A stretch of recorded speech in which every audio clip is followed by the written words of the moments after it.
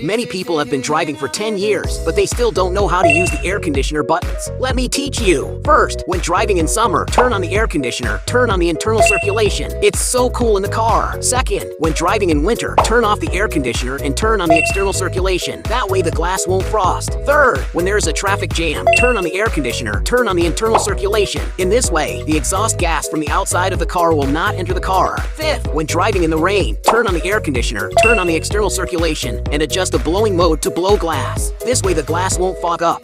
I'm Brother Tom. Follow me to learn more car knowledge.